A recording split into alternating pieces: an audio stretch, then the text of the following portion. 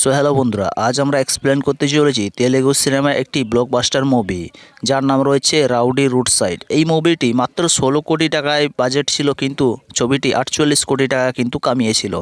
এবং এই মুভিতে দেখানো হয়েছে একজন কোটিপতি ব্যক্তি কিভাবে সে একজন ভিখারি হয়ে তাকে থাকতে হয়েছিল, কী জন্য বা তার এই ভিখারি বেশ ছিল এবং কেনই বা সে ভিখারিতে থেকেছিল, এটা আমরা এই ভিডিওর মাধ্যমে জানবো।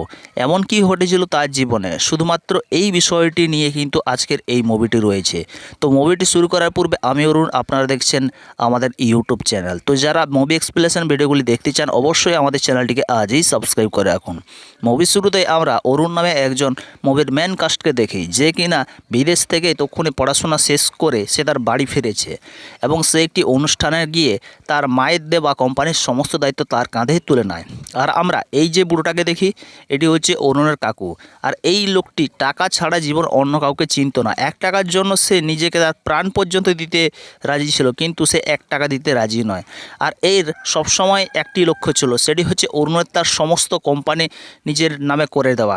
তার একজন লোভীও ছিল। অন্যদিকে কোম্পানির কাজ দেখতে এসে অরুণের মা এখানে একটি অ্যাক্সিডেন্টের মাধ্যমে তার প্রচণ্ড রক্তক্ষরণ হয় এবং সে কোমায় চলে যায়।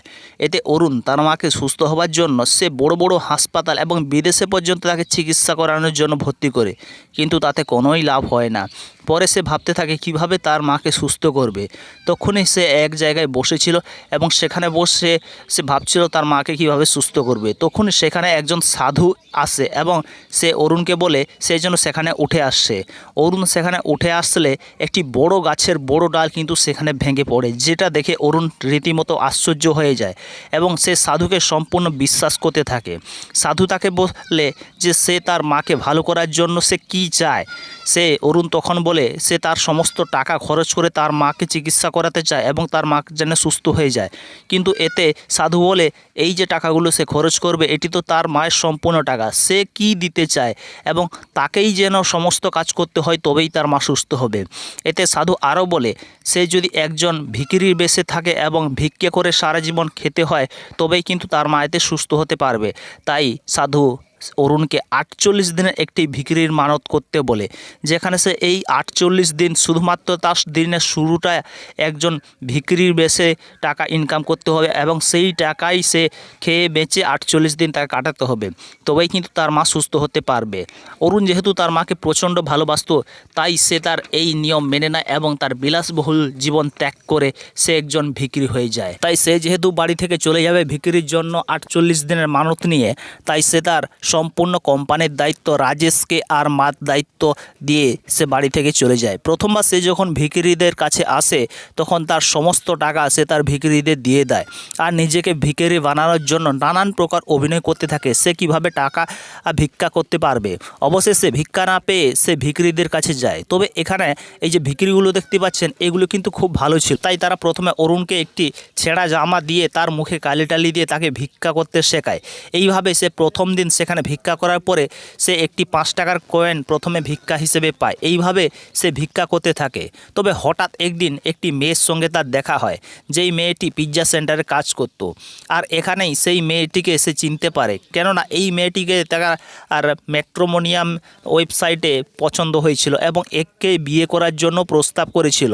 কিন্তু দিনভর ভিক্ষা করার পরেও পুরো টাকা সে তার সমস্ত মন্দির বক্সে দান বক্সে দিয়ে আসতো। একদিন রাত্রে অরুণ যখন সেই মেয়েটির পিৎজা সেন্টারে পিৎজা খেতে যায়, সেখানে সে সর্বনিম্ন 75 টাকার একটি পিৎজা অর্ডার করে। পরের সকালে অরুণ যখন ভিক্ষা করছিল, হঠাৎ রাস্তায় সেই মেয়েটি স্কুটি নিয়ে একটি গাড়িকে ধাক্কা মারলে গাড়ির মালিক খেপে যায় এবং মেয়েটিকে প্রচণ্ড গালাগালি দিতে থাকে। তবে যেহেতু এখানে অরুণ ছিল, অরুণ গাড়ির মালিককে উপযুক্ত জবাব দিয়ে মেয়েটিকে বাঁচায়। তাতেই মেয়েটি অরুণকে মনে মনে ভালোবাসতে থাকে।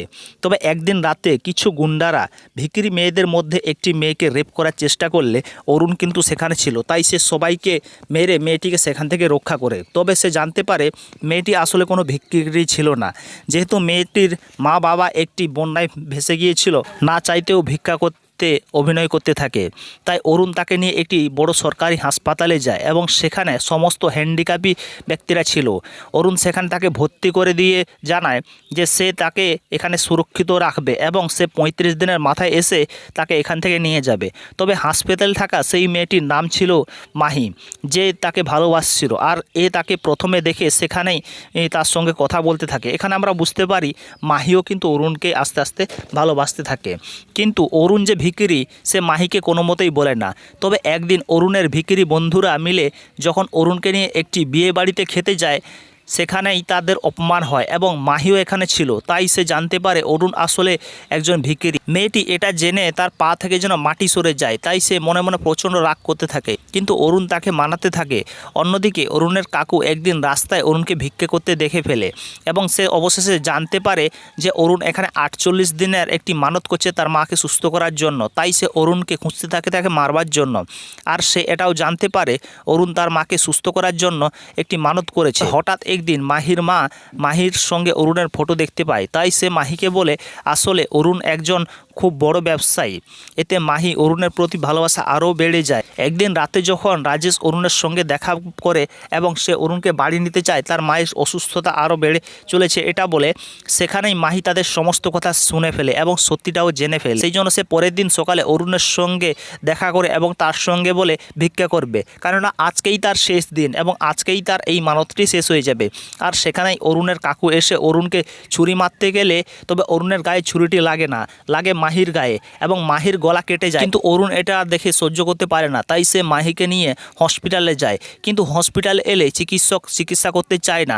এটি যেহেতু একটি মার্ডার কেসের মতন হয়ে গেছে, তাই সে পুলিশকে ফোন করে দেয়। কিন্তু অরুণ সেখানে ডক্টরকে মানাতে থাকে এবং বলে যত টাকা লাগবে সে দেবে। কিন্তু ডক্টর এখানে কোনো মতেই মানতে চায় না। সে বলে সে কে, এত টাকা যে দিতে পারবে? তখনই অরুণ বলে সে একজন ভিখারি। তবে অরুণের কাছে যেহেতু টাকা ছিল না, তাই সে রাজেশকে ফোন করতেই যাবে, তখনই হঠাৎ ভিখিরিগুলো এসে হসপিটালের সমস্ত টাকা গহনা দিয়ে মাহিকে অ্যাডমিট করে। অন্যদিকে সেখানে পুলিশ চলে আসে, তাই তারা সেখানে অরুণকে গ্রেপ্তার করে। তবে এখানে বলে রাখি, অরুণের মানত পুরো হতে মাত্র আর 20 মিনিট বাকি ছিল। পুলিশ অরুণকে সেখানেই মারতে থাকে। তবে অরুণ পুলিশ অফিসারকে বলে সে জলদি করে যেন ভিক্ষা করা টাকা মন্দিরের দান বক্সে দিয়ে দেয়। আর পুলিশ অরুণকে টানতে টানতে নিয়ে মন্দিরের দিকে নিয়ে যায়। অরুণ সেখানে গিয়ে প্রথমে দান বক্সে টাকা জমা করে, তখনই তার মানত সময় শেষ হয়ে যায়। তবে পুলিশ অরুণকে একদমই ছাড়ে না। তারা অরুণকে কলার ধরে গাড়ির দিকে নিয়ে যেতে থাকে। তখনই সেখানে পৌঁছে যায় রাজেশের পুরো টিম এবং সিকিউরিটি। অরুণকে নিয়ে যেতে দেখে তারা বলে, অফিসার অরুণকে ছেড়ে দাও, তুমি জানো এ একজন বড় ব্যবসায়ী। এতে পুলিশ অফিসারটি হকচকিয়ে যায় এবং সে অরুণের কাছে ক্ষমা চায়। তবে অরুণ প্রথমে গাড়িতে এসে কাপড় পাল্টে স্নান করে সেখানে তার সমস্ত ড্রেস পরে হসপিটালের দিকে যায় এবং হসপিটালে গিয়ে তার সমস্ত বিল সেখানে দিয়ে বাড়ির দিকে রওনা হয় তার মাকে দেখার জন্য। সে প্রথমে যখন তার মার কাছে পৌঁছয় তখন সেখানে সবাই কান্না করছিল। অরুণ সেখানে তার মার কাছে যায় এবং প্রচণ্ড কান্না করতে থাকে, কেননা তার মা এখনও যেহেতু অসুস্থ। আর অন্যদিকে আমরা দেখি সেই যে অরুণের কাকু সে গাড়ি করে যাচ্ছিল, তবে পুলিশ অফিসার তার পিছু নিতে থাকে এবং তাকে গ্রেপ্তার করে ফেলে। এরপর আমাদের 6 মাসের পরের দৃশ্য দেখানো হয়, যেখানে অরুণের মা এখন খুবই সুস্থ হয়েছে। অরুণ দায়িত্ব নিয়েছে কোম্পানির এবং পাশেই আমরা দেখি মাহিকে, যে কিনা বিবাহিত ছিল। আমরা বুঝতে পারি যে অরুণের সঙ্গে সেই মাহির কিন্তু বিয়ে হয়ে গেছে।